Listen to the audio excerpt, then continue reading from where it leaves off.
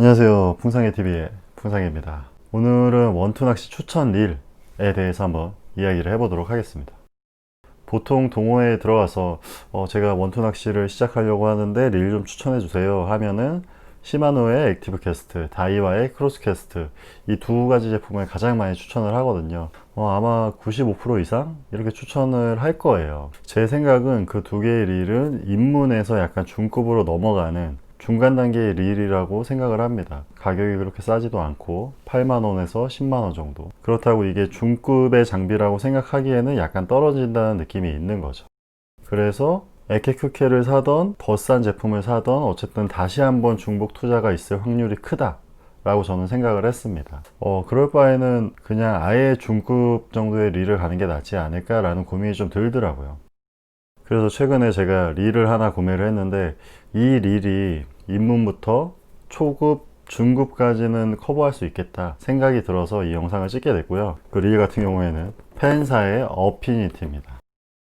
펜의 어피니티 같은 경우에는 요즘에 좀 물량이 없기는 해요. 그런데 최근에 제가 14만 5천원에 14만 5천원에 이거를 겟을 했습니다. 현재 다이와의 크로스 캐스트가 8만원대, 그리고 시마노의 액티브 캐스트가 거의 9만원에서 10만원 정도 하고 있어요.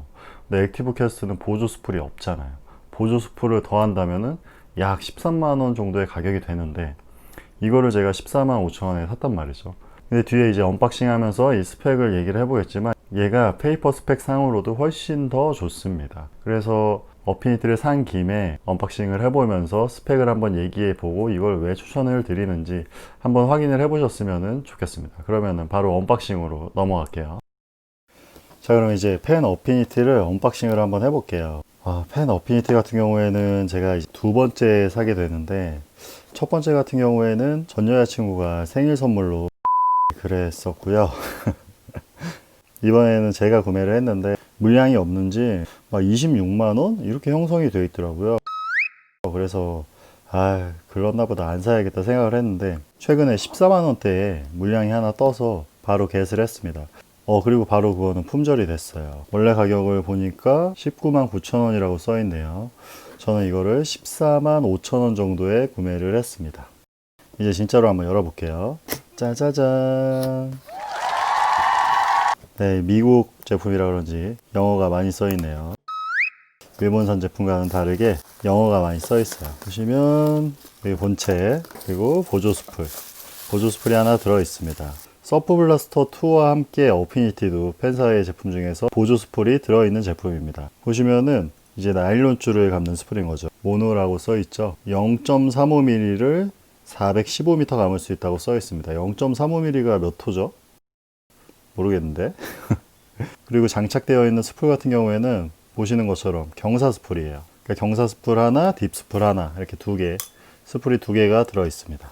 그리고 보증 카드가 들어 있네요. 그리고 어려워. 분해도라고 해야 되나요? 도면이, 설계 도면이 하나 그려 있고, 네, 좋은 말이 써져 있습니다. 그럼 이제 핸들 한번 잠가 볼까요? 핸들 같은 경우에는 일반적으로 돌려서 잠그는 형식으로 되어 있는데 반대쪽이네요. 반대쪽으로 돌려줘야 될 것 같아요. 반대쪽에 끼우시고, 네, 이런 식으로 다 잠갔습니다. 한번 돌려볼까요? 확실히 이 핸들의 파지감이나 이 돌리는 느낌이 상당히 묵직한 기분을 줍니다. 이게 펜사의 릴의 전반적인 특징인 것 같아요. 그래서 전체적으로 약간 덤프트럭 같은 느낌? 그런 느낌을 줘요. 약간 좀 강한 느낌이. 보시면은 뭐 여기 펜이라고 써져 있고 반대쪽에는 어피니티라고 써져 있네요. 그리고 핸들에 대한 기어비가 이쪽에 써져 있네요. 4.3대 1. 이거의 기어비는 4.3대 1입니다.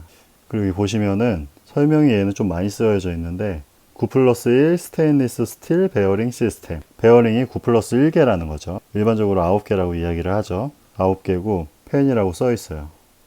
스티커인가? 스티커 아니네요. 그리고 뭐 진짜 설명이 많이 써져 있는 게 또 여기 보시면은 안티 리버스라고 써 있어요. 리버스 하지 않는다는 거죠. 베일을 열어볼게요. 이제 베일이 아이고 아파. 엄청나게 좀 텐션이 셉니다. 열대의 텐션이. 소리도 되게 세게 느껴지시죠? 이 알루미늄 핸들의 아노다이징도 굉장히 깔끔해요. 깔끔한 편입니다. 이 정도면. 이거를 14만원을 주고 구매했으니까 그렇게 나쁜 선택이라고 보여지지는 않습니다. 일반적으로 이 제품보다 서프 블라스터 2를 조금 더 가성비가 좋은 제품으로 쳐주거든요. 걔 같은 경우는 10만원 초반이고 얘 같은 경우가 원래 가격이 한 16만원에서 17만원 정도 거래가 되기 때문에 그거를 가성비가 더 좋은 제품으로 쳐주지만 저는 개인적으로는 서프 블라스터 2보다는 어피니티를 많이 추천을 드립니다. 이것만 있으면 감성적으로나 성능적으로나 거의 저는 종결이라고 생각해요. 이거를 저기 보이는 크케나 에케처럼 입문릴 추천해 주세요 해서 추천을 한다기보단 이거를 사시면 더 릴을 안 바꾸셔도 돼요. 그래서 약간 추천을 많이 했었죠, 지금까지. 정작 저는 한 번 쓰고 분실을 했는데 그러면은 이제 잠깐 얘는 두고 쟤네를 한번 불러볼게요. 여기 에케, 액티브 캐스트, 얘는 크로스 캐스트. KS 버전 아니고 일반 크로스 캐스트죠. 우선은 이거 액티브 캐스트 국민 입문 릴이죠. 원투 낚시 좋아요. 저도 개인적으로는 릴링감이나 이런 게 되게 안정감이 있다고 생각을 하는데 솔직히 어피니티에 비할 바는 아닙니다. 어피니티가 반수가 아니라 한 수 정도 높은 성능을 발휘를 하고요. 오히려 이 크케랑 에케 사이에는 반의 반수 정도의 차이가 존재합니다. 얘가 1이면 얘는 0.75 정도의 성능. 얘가 만약에 1이라면 제가 보기에는 어피니티는 1.5에서 2 정도의 성능을 발휘한다고 생각을 합니다. 약간의 디테일의 차이죠. 뭐 따지고 보면 핸들의 조작감이나 전체적인 릴링감 같은 경우에는 어쨌든 얘가 베어링이 9개고 얘 4개, 얘 3개일 거예요 아마. 베어링 대신 부싱이 들어있기 때문에 릴링감은 확실히 차이가 납니다. 베일의 두께 같은 경우도 새 제품을 비교를 해보면 일단은 에케랑 두 개를 비교를 해보면 베일의 두께도 확실히 어피니티 쪽이 더 두껍습니다. 더 대물에 대응할 수 있는 세팅이라는 거죠. 물론 지금 이 어피니티가 새 거고 이 액티브 캐스트 같은 경우에는 거의 3년 가까이 사용한 제품이라 약간의 차이가 있을 수는 있기는 하지만 그래도 확실히 확연하게 어피니티 쪽이 좋습니다. 어피니티 드랙 소리 한번 들어볼까요?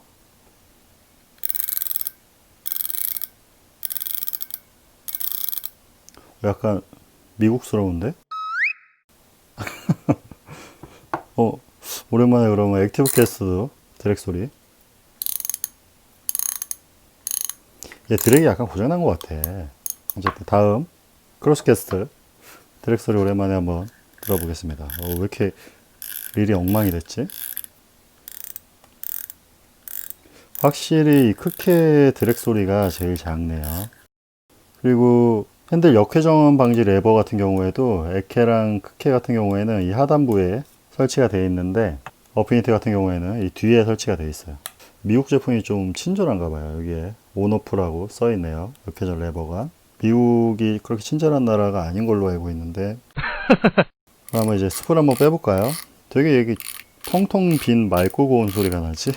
스프를 빼봤습니다. 얘는 5번 스프인가 봐요. 이 경사 스프 같은 경우에는 합사를 감아야 될 것 같고요. 그렇게 많은 라인이 감길 것 같지는 않네요. 지금 계획은 여기에다가 5호나 6호 나일론 줄 감아서 그냥 직결 채비 세팅으로 쓰고 얘 같은 경우에는 1.5호 합사 원줄에 3호나 4호 힘사를 한번 사용해 볼 예정입니다. 뭔가 미국 스타일은 확실히 조금 투박한 게 있습니다. 있어야 될 때 있는 느낌? 근데 이거 소리 진짜 크다. 꺽! 꺽! 어쨌든 스프를 빼고 돌리는데도 이 릴링 감이 상당하네요. 그리고 이 손잡이의 질감 자체가 나쁘지가 않아요. 튜닝을 많이 하시잖아요. 좀 파지가 편한 제품으로.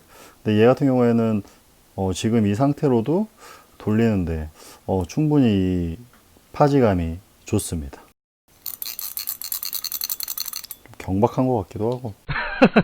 어쨌든 한 번 쓰고 잊어버렸던 어피니티가 드디어 복귀를 했습니다.